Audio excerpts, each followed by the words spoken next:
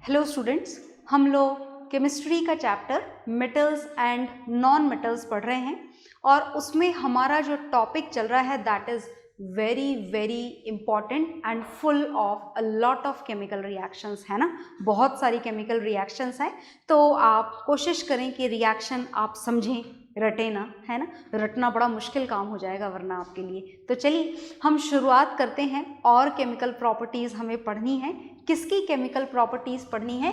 Metals की chemical property.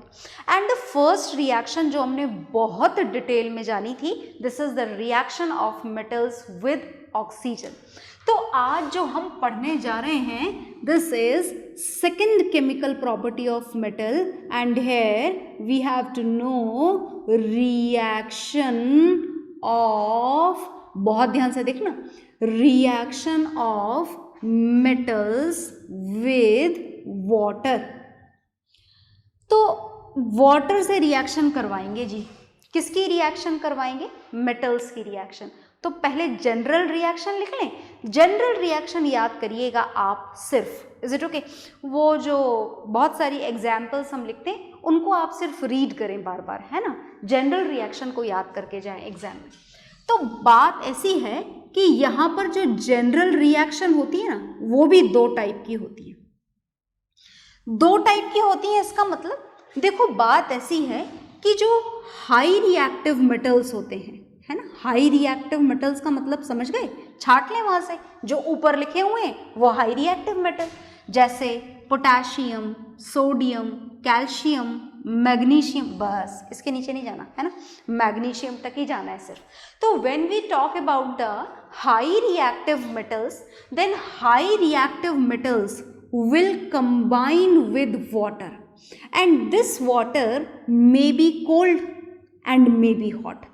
पानी गर्म हो चाहे ठंडा, पर पानी पानी की स्टेट में होना चाहिए, मतलब लिक्विड स्टेट में होना चाहिए। Is it okay? तो when the metals combine with either hot water और cold water, whatever the form of water is, that should be liquid, then the product formed are metal hydro oxide.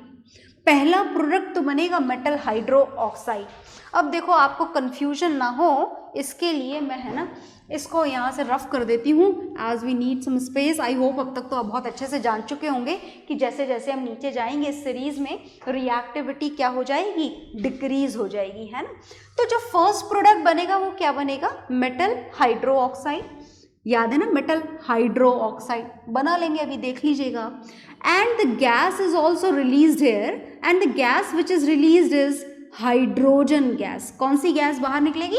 Hydrogen gas. खास बात याद है ना hydrogen gas की, that it does not support in combustion but itself it is combustible and it always burns with the pop sound. Is it okay? That is a test to detect the presence of hydrogen gas. Okay, आगे देखिए, ये है जी general reaction part 2, है ना। ये part 1 लिख दें और ये पार्ट 2 लिख दें। देखिए बात ऐसी है कि जब हम बात मेटल्स की करें, ये कौन से मेटल्स थे? ये हाई रिएक्टिव मेटल्स थे। तो when we talk about the high reactive metals, they can combine with the cold water और sometimes they need hot water, but they can react with water. Is it okay? But when we talk about the low reactive metal, जब हम बात low reactive metals की करें, अब आप example जानना चाह रहे होगे लो रिएक्टिव मेटल के, तो वो भी मैं बता देती हूँ। जैसे एल्यूमिनियम हो गया और आयरन हो गया। तो when we talk about these low reactive metal, then they does not react with water in the liquid state, not with the cold water and not with the hot water. पानी में liquid state के साथ में ये reaction नहीं करते, मतलब नहीं करते पानी से रिएक्शन, बोल सकते हैं आप ऐसा भी। पर ये पानी से रिएक्शन एक कंडीशन में कर सकते हैं, if water is there in the steam form, मतलब वाटर को गैशियस फॉर्म में जब कन्वर्ट कर दिया जाए, स्टीम में कन्वर्ट, गैशियस का मतलब वाटर वेपर्स नहीं, इवेपोरेशन वाली, जब स्टीम में कन्वर्ट कर दिया जाए with a very high temperature, in that condition these metals will react with the steam. Formula आप स्टीम का भी वही लिखेंगे, क्या लिखेंगे? H2O, but the products will be different. इस कंडीशन में जो प्रोडक्ट बनेंगे वो प्रोडक्ट बनेगा, देखना ध्यान से, प्रोडक्ट बनेगा metal oxide, metal hydro oxide नहीं बनेगा। क्या बनेगा प्रोडक्ट? Metal oxide. और मेटल ऑक्साइड एक प्रोडक्ट तो बदलेगा पर दूसरा प्रोडक्ट सेम रहेगा। दूसरा प्रोडक्ट कौन सा सेम रहेगा? Hydrogen gas. तो ये डिफरेंस है, मतलब ये जो केमिकल प्रॉपर्टी है reaction of metals with water, it is done in these two ways, इन दो तरीकों से कंप्लीट होती है। कुछ मेटल इस तरीके से करते हैं और कुछ मेटल दोनों तरीकों से भी कर लेते हैं, है ना। और कुछ मेटल जो लो रिएक्टिव हैं वो सिर्फ इसी तरीके से कंप्लीट करते हैं। तो आप नोट डाउन कर लीजिए इन दोनों जनरल रिएक्शन को, then we will learn one by one each of them. Okay, तो आप नोट डाउन करिए सबसे पहले।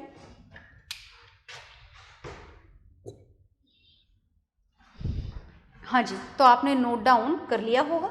और नोट डाउन करने के बाद में अब हम फर्स्ट रिएक्शन को थोड़ा जानेंगे फुल डिटेल में। First reaction is for more reactive metals, जो ज़्यादा रिएक्टिव मेटल्स हैं उनके लिए हमको फर्स्ट रिएक्शन लिखनी है। तो ज़्यादा रिएक्टिव मेटल के लिए फर्स्ट रिएक्शन की शुरुआत करते हैं लिखने की। रेडी? चलिए शुरुआत। मुझे ऐसा लगता है कि आप खुद भी लिख सकते हो इस रिएक्शन को, जनरल रिएक्शन को जानने के बाद में। तो मैं रिएक्टेंट लिखूंगी, आप पॉज कर देना और प्रोडक्ट अपने आप लिखना, बड़ा मज़ा आएगा फिर। चलिए तो हम इसके एग्जाम्पल्स देखने जा रहे हैं और एग्जाम्पल में हम फर्स्ट मेटल, आप चाहें तो पोटेशियम सेलेक्ट कर लें, मैं यहाँ पर सोडियम सेलेक्ट करने जा रही हूँ, आप पोटेशियम के साथ में भी ट्राई कर सकते हैं। तो this potassium reacts with water very vigorously, बड़ी तेजी से होती है रिएक्शन यहाँ पर सोडियम की पानी के साथ में। कैसा पानी चाहिए रिएक्शन के लिए? कोल्ड वाटर, बिल्कुल कोल्ड वाटर के साथ में भी रिएक्शन विगरस होती है ना। और जो रिएक्शन विगरस होगी, विगरस का मतलब it may catch fire, a little bit explosion may be there. Explosion होता है ऐसे नहीं कि न्यूक्लियर बॉम्ब की तरह फट जाएगा, not like that, a little explosion will be there. Is it okay when this sodium combines with the cold water? Is it okay? तो मेटल हाइड्रो ऑक्साइड, तो यहाँ पर कौन सा हाइड्रो ऑक्साइड बनना चाहिए? As sodium is the metal used है, तो यहाँ पर बनेगा सोडियम हाइड्रो ऑक्साइड। क्या बनेगा यहाँ पर? Sodium hydro oxide. और कौन सी गैस रिलीज हो जाएगी? Hydrogen gas. तो हाइड्रोजन गैस याद है ना, H मत लिख देना आप, H is not hydrogen gas, H is hydrogen atom which can not exist in the nature. तो हाइड्रोजन गैस का मतलब क्या होता है? H2 होता है। ओके, तो रिएक्शन आप हमेशा बैलेंस करके ही लिखेंगे। तो आई होप कि ये रिएक्शन बैलेंस हो गई है, बैलेंसिंग के साथ में ही आपको रिएक्शन लिखनी है। तो ये बन गया आपका metal hydro oxide, that is sodium hydro oxide, और साथ में कौन सी गैस बन गई? हाइड्रोजन गैस बन गई। अब जैसा कि मैंने बोला कि ये रिएक्शन विगरस है, विगरस का मतलब एक्सोथर्मिक है। When sodium reacts with water, heat energy is also produced, heat energy भी प्रोड्यूस होती है। तो देखो बात ऐसी है कि अगर आप इस रिएक्शन का प्रैक्टिकल फॉर्मेट समझना चाहें तो फॉर एग्जाम्पल अगर आप ऐसे ये पीसेस ले लें, किसके पीसेस हैं ये समझ गए क्या? These are the pieces of sodium metal. किसके पीसेस हैं ये? सोडियम मेटल के पीसेस हैं। And when sodium metal pieces are kept immersed in kerosene oil, नहीं, कैरोसिन ऑयल में तो नॉर्मली रखते हैं इसे पानी से बचाने के लिए, पर यहाँ तो हम चाहते हैं कि ये वाटर से रिएक्शन करें, तो हमने सोडियम के पीसेस को किस में रख दिया है? कोल्ड वाटर में रख दिया है। Is it okay? किस में रख दिया हमने इसे? कोल्ड वाटर में रख दिया। तो when this sodium is kept in cold water, reaction automatically हो जाएगी, आपको कोई और प्रैक्टिकल करने की जरूरत नहीं है, अपने आप हो जाएगी। But don't try it at home, आपके पास घर पे सोडियम होगा भी नहीं, और कहीं से अगर आप ले भी आते हो तो आप रिएक्शन को घर पे ना करवाएं, as it is exothermic. Cold water के साथ में रिएक्शन होगी, सोडियम हाइड्रो ऑक्साइड बनेगा और साथ में बनेगी हाइड्रोजन गैस। तो क्या होता है देखना ध्यान से, एक तो बनता है सोडियम हाइड्रोक्साइड और दूसरा बनता है हाइड्रोजन गैस। अब ये जो हाइड्रोजन गैस है ये यहीं पर चिपकी रह जाती है, किसके साथ में चिपकी रह जाती है, सोडियम के एटम के साथ में। कौन सी गैस चिपकी हुई है, ये हाइड्रोजन गैस। तो इस रिएक्शन के थ्रू हीट बनती है और उस हीट से इस हाइड्रोजन गैस का कंबशन शुरू हो जाता है। क्या शुरू हो जाता है, हाइड्रोजन गैस कंबस्टिबल तो है ही सही, तो इसका कंबशन शुरू हो जाता है उस बनी हुई हीट से, because of which a little explosion may be there. क्या हो जाता है, लिटिल एक्सप्लोजन, छोटे मोटी आवाज़ें, छोटा मोटा एक्सप्लोड हो जाता है। इज इट ओके, यहाँ पर क्योंकि कौन सी गैस जलना शुरू हो जाती है, हाइड्रोजन गैस। और क्या रीजन है इसके जलने के पीछे, the heat produced in the following reaction. Is it okay? So note it down with all these information, then we will do the same reaction with some other elements also. Okay?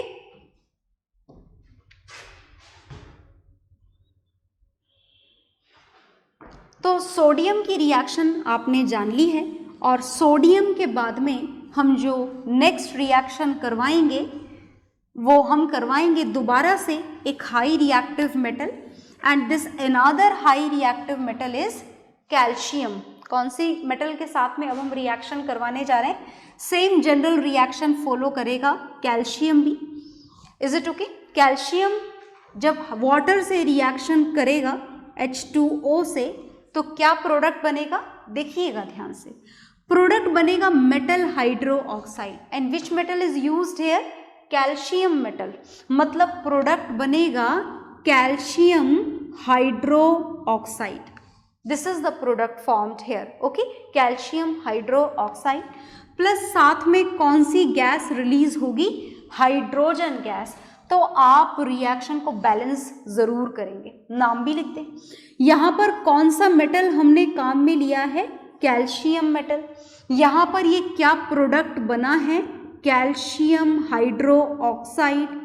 Which type of water is needed here? ध्यान से देखना, water यहाँ पर cold water के साथ में reaction होगी। और क्या सोडियम की तरह यहाँ पर भी एक्सप्लोजन होगा, no, explosion will not be there, but something else is going to happen, कुछ और होगा। क्या होगा, देखिएगा ध्यान से। Now if you are having a container in which calcium pieces are kept, these are the pieces of calcium and they are kept in cold water। किस में रखा हुआ है ये, कोल्ड वाटर में। तो क्या होगी कैल्शियम और कोल्ड वाटर की रिएक्शन, और क्या बनेगा, calcium hydroxide and hydrogen gas. अब देखो बात ऐसी है कि यहाँ पर ये जो हाइड्रोजन गैस है ये से चिपक जाएगी, हाइड्रोजन गैस यहीं बन रही है तो यहीं पर चिपक जाएगी। कौन सी गैस है ये, हाइड्रोजन। इस वाले कैल्शियम पीस के ऊपर भी चिपक जाएगी, हाइड्रोजन गैस, और इस वाले कैल्शियम के पीस के ऊपर भी चिपक जाएगी, हाइड्रोजन गैस। आई बात समझ में। तो क्या यहाँ पर भी हाइड्रोजन का कंबशन हो जाएगा, नहीं नहीं, यहाँ पर हाइड्रोजन का कंबशन नहीं होगा, because for its combustion it needs some energy and this much energy is not at all going to be produced by calcium metal as it is less reactive than sodium।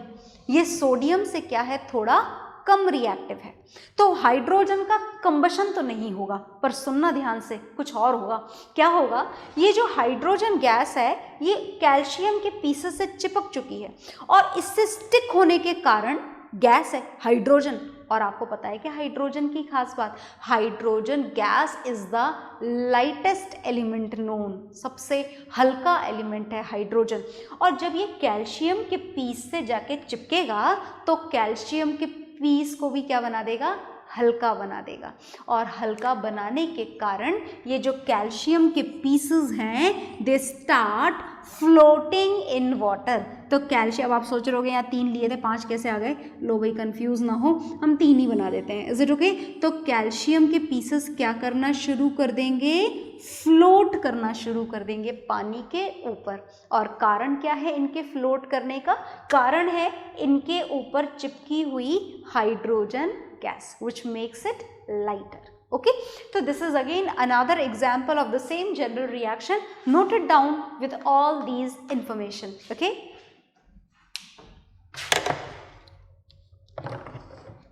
हाँ जी, तो आपने note down कर लिया होगा।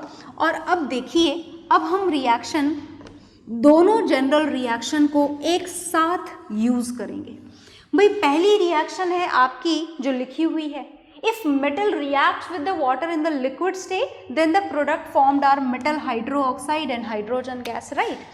And if the metal reacts with steam, that means water in the gaseous state, hot water, is it okay? Hot steam, not water vapor which is evaporated through the evaporation process, okay? So when metal react with metal steam, then the product formed are metal oxide and hydrogen gas. अब आप ये सोच रहे होंगे कि मैंने तो बोला था 1 by 1 पढ़ाऊंगी, ये दोनों एक साथ क्यों लिख डाली?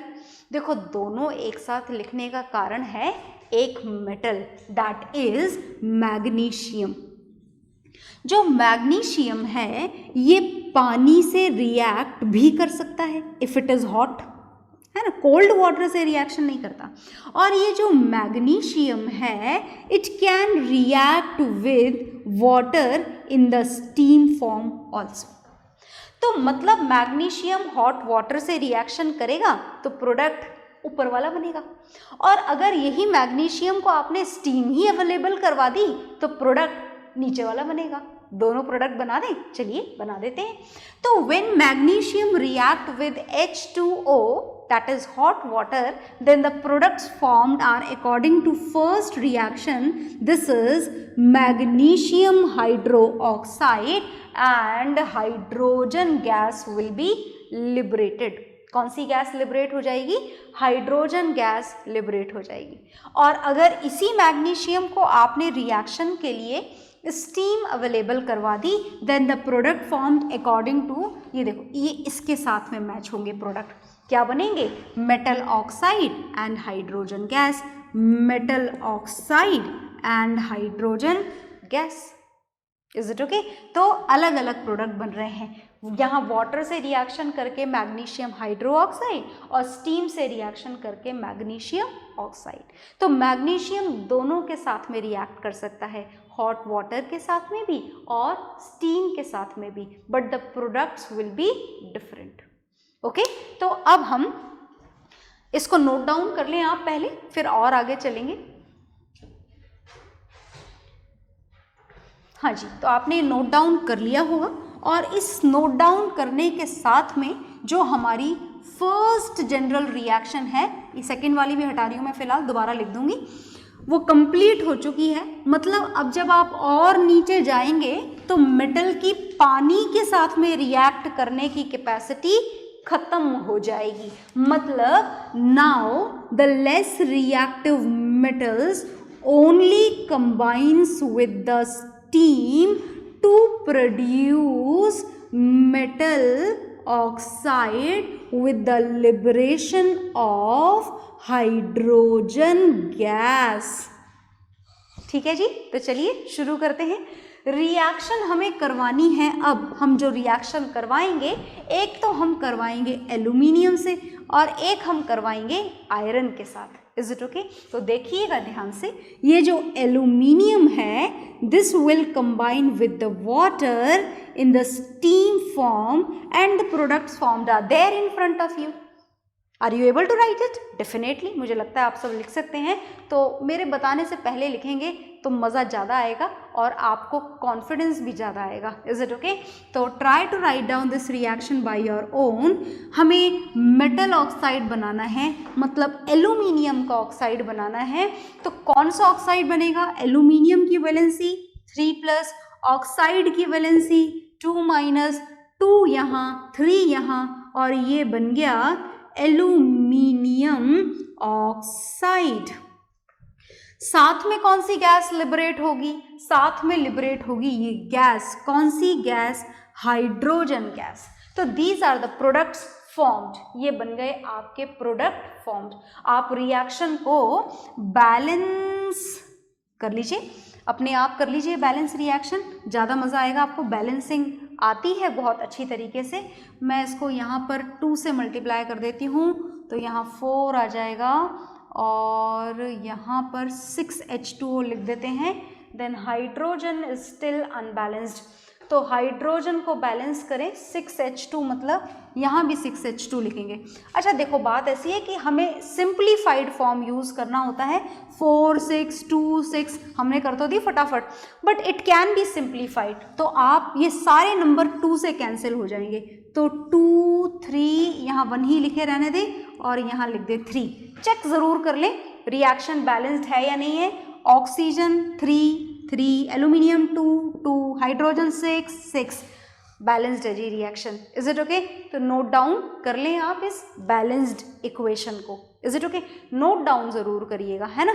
तो नोट इट डाउन।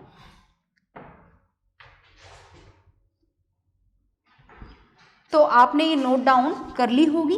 अब हम एक और मेटल की रिएक्शन करवाने जा रहे हैं स्टीम के साथ में, and this is the reaction of iron. हम किसकी रिएक्शन करवाएंगे? आयरन की। ये आयरन के प्रोडक्ट बड़े अलग होते हैं, बहुत ध्यान से देखना। हम आयरन की रिएक्शन करवाने वाले हैं with steam, that is water. करवाएं रिएक्शन? चलिए करवा देते हैं। मेटल ऑक्साइड बन जाएगा, बिल्कुल, पर कौन सा वाला बनेगा पता है आपको? यहाँ पर भी वो ही बनेगा, Fe3O4। याद तो है ना Fe3O4 क्या होता है? मैंने आपको लास्ट क्लास में ही बताया था। आप Fe3O4 को थोड़ा नीचे लिख देती हूँ, FeO.Fe2O3 भी लिख सकते हैं। और अगर आपसे इसका नाम लिखने के लिए बोला जाए तो आप लिखेंगे iron second third oxide. Is it okay? Iron second third oxide. और साथ में कौन सी गैस लिबरेट हो जाएगी? साथ में लिबरेट हो जाएगी hydrogen gas. Is it okay? तो ये बनेगा प्रोडक्ट। यहाँ पर आप इसे आयरन सेकेंड थर्ड ऑक्साइड लिखें, या फिर आप यहाँ पर इसे फेरस फेरिक ऑक्साइड लिखें। Both are same. Ferrous ferric oxide भी लिख सकते हैं, आयरन सेकेंड थर्ड ऑक्साइड भी लिख सकते हैं। और याद रखें इस बात को कि iron reacts with the only steam, it can not react with cold water और even with hot water. So the reaction is there in front of you. आप इसे बैलेंस करके लिखें। Is it okay? और नोट डाउन कर लीजिए, पूरी detail के साथ नोट डाउन करिएगा। ओके?